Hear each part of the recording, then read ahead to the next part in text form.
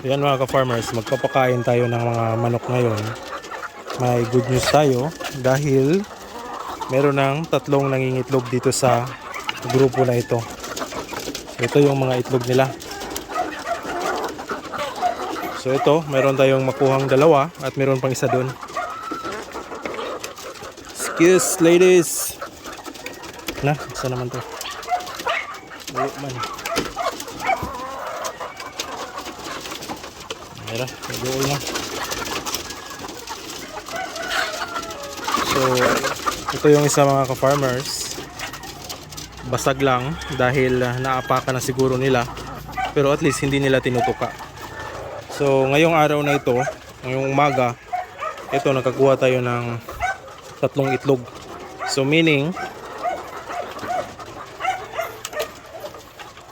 mga ka-farmers, itong tatlong itlog ay tatlo na yung naging itlog dito sa mga inahin natin. So good news ito dahil unti-unti na silang nangingitlog. So yan, so papakainin lang natin ito. So yung binibigay nating patuka dito is yan, nagpapakasta na rin sila lahat.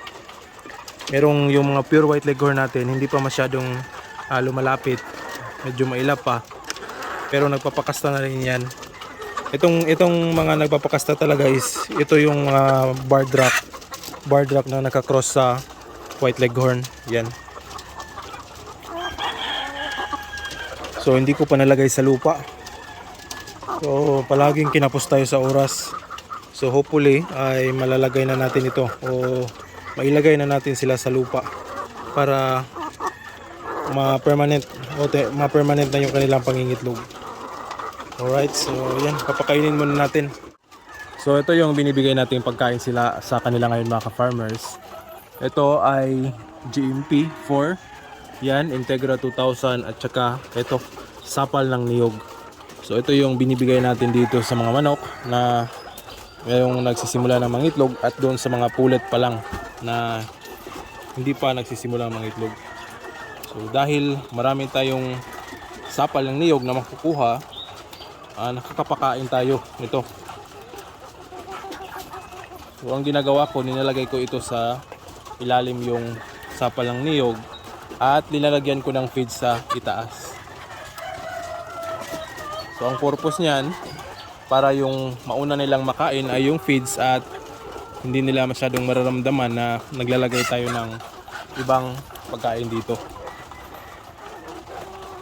Kasi may tendency kasi mga ka-farmers na kung maglalagay tayo ng sapal ng niyog sa itaas, sa ilalim yung feeds, ay ang tendency niyan hindi kakainin ng mga manok.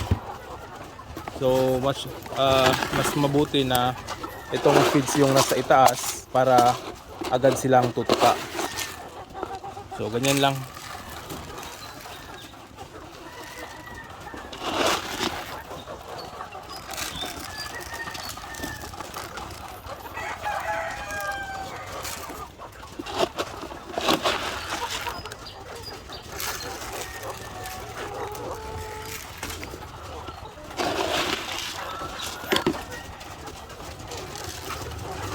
So ito, naglalagay din tayo ng Integra 2000 pero konti na lang yung ilalagay natin. So para lang itong pang appetizer nila. So yan.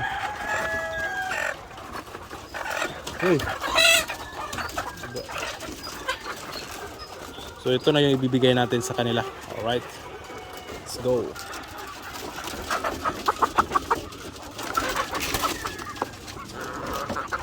Ito na ladies.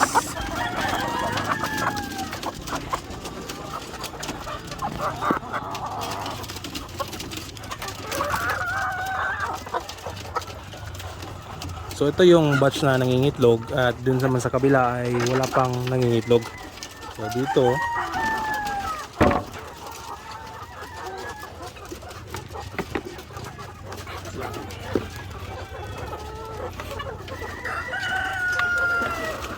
So ito na batch mga ka-farmers ay wala pang nangingitlog dito.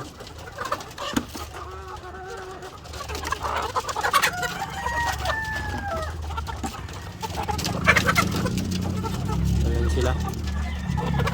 Pero sa tingin ko mga ka-farmers, maganda na yung pangangatawan ng iba dito at meron na rin nagpapakasta sa mga susunod na linggo ay baka mangingitlog na rin sila.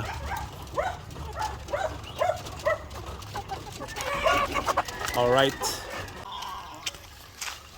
So ito mga ka-farmers, yung mga manok natin doon sa kulungan. So ito, nalipat na natin dito sa breeding pen. So ang nandito is yung mga black natin at saka itong mga white leghorn nagka-cross sa barred rock. So bali, 8 piraso yung puti, 6 na piraso naman yung itim. So yan oh. First time kasi nilang baba sa lupa, kaya agad silang lumulubog dyan o nag-dust batting. So ayos lang naman din ito at obserbahan natin ito mamayang hapon bago dumilim kung settle na ba yung mga manok natin dito. So dahil first time nila, hindi nila alam kung saan sila pupwesto. So i-guide lang natin sila. So yung meron ng iba na marunong ng dumapo, pero itong iba hindi pa. So ito ay yung 8 puti, 6 na itim at saka yung iba nandito. So yan. Nandito yung mga barred rock natin. So yung nakalagay dito na white leghorn mga ka-farmers ay tinanggal ko muna, pinaliguan ko at yun ang ilalagay ko sa kulungan nila. So yung kulungan nito ay doon natin inilagay yung mga white leghorn. So yan sila. So medyo marami tayong barred rock na na-produce ng mga babae. Meron pang natira doon pero hindi ko na sinama dahil maliliit pa. So yung magkasing laki lang yung inilagay ko dito.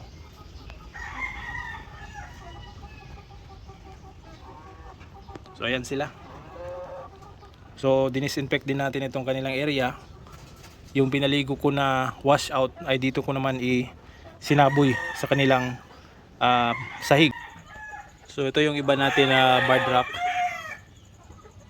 So yung iba dito sa ibang kulungan, yung 8 piraso ay magkasama sa isang kulungan at yung iba naman sa ibang kulungan. Pero okay lang ito mga ka-farmers kung pinagsama-sama natin sila dito dahil first time naman nilang malagay dito sa lugar. So lahat sila ay maninibago, so walang territorial sa kanila at pantay-pantay yung kanilang trato sa kanilang kasama. So hindi tayo mag-alala kung merong ibubuli na mga manok dito dahil walang bulihan yung magaganap dahil pare-pareha silang first time sila na nandito.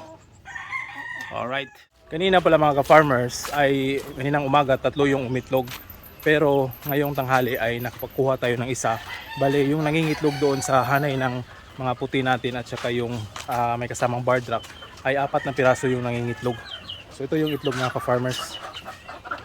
So ayan. Ito yung nakuha natin ngayong tanghali, yung pang-4 na itlog. At ito naman yung kaninang umaga, yung nagpapakain tayo. So ito yung isa. So yan, 4 na itlog yung initlog nila ngayong araw. So talagang kailangan na talaga silang i-transfer doon sa lupa para ma-maximize na yung space at matuto na rin silang umitlog. So maglalagay pa tayo ng pugaran. Sa ngayon, hindi muna natin ilalagay yung pugaran nila.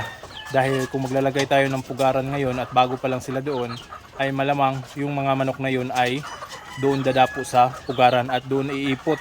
So iiwasan din natin yan na madumihan yung kanilang yung kanilang pugaran para hindi tayo palaging nagpapalit. So sa ganun, pamamaraan natin ay hindi muna natin lalagyan ng pugaran for siguro 2 or 3 araw at sa pangatlong araw mga ka-farmers, alam naman ng mga manok kung saan sila dadapo. So titingnan natin sa gabi kung saan sila dadapo at kung nasettle na sila ay saka tayo maglalagay ng pugaran sa kinaubagahan yung hindi malapit sa kanilang dinadapuan para hindi nila agad madapuan yung ating pugaran sa gabi kung matutulog sila para iwas na rin marumihan yung pugaran nila. Alright. So yung mga barred rock natin mga farmers ay dito yung nakalagay. So ngayon wala nang laman at yung i-replace natin dito ay gayon. Yan yung pinaliguan natin, yung mga pure natin na mga white leghorn. So 6 na white leghorn at saka isang rooster dito natin ilalagay.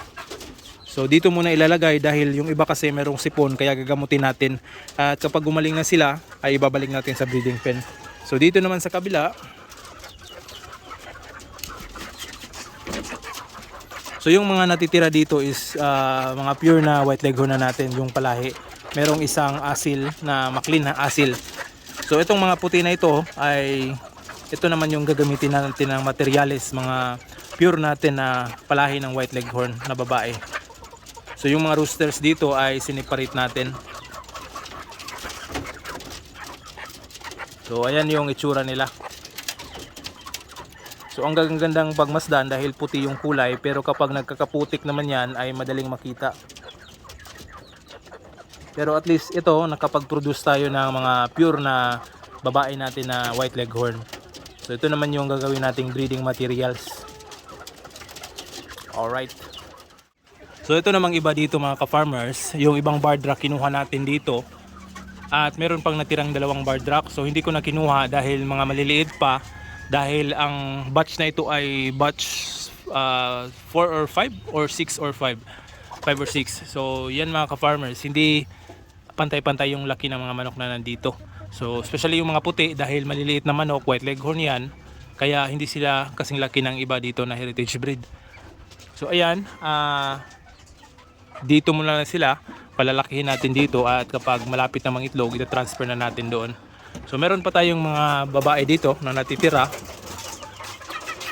So ayan yung mga roosters natin na white leghorn. So meron tayong 4 na mga roosters dito na gagawin nating breeding materials. So itong iba mga game fowls. So dito mga ka-farmers, yan. Ito yung na-produce natin ng mga puti na nakakross sa barred rock. White leghorn nakakross sa barred rock. So meron tayong 5 piraso dito na puti at saka merong 2 barred rock. At yung 2 naman ay McLean na game fowl. So malalaki na rin ito mga ka-farmers. So malapit na rin itong magsimulang maglandi at mangingitlog. So yan o, ang ganda ng kulay nila. So ito na yung mga barred rock dito is isasama natin doon sa kabilang kulungan para naman 2 batch yung barred rock natin na gagamiting materyales. Alright. So dito naman sa kabila, marami din tayong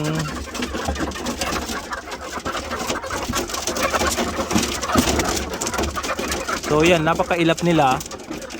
Meron pala tayong na-produce dito na isang Rhode Island Red mga ka-farmers.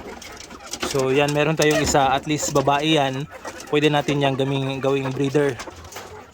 So meron naman tayong Rhode Island dito. So iba, kukross lang natin ito sa Rhode Island para maparami natin yan. So hindi na tayo bibili ng Rhode Island Red.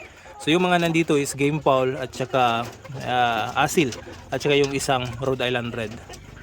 So yan o. So medyo mga mailap lang itong mga manok na ito.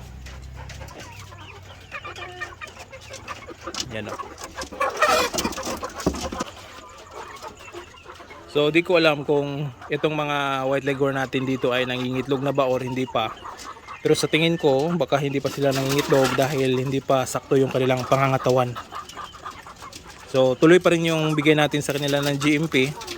At yun lang yung i-maintain natin sa kanila hanggang mangitlog sila. Alright.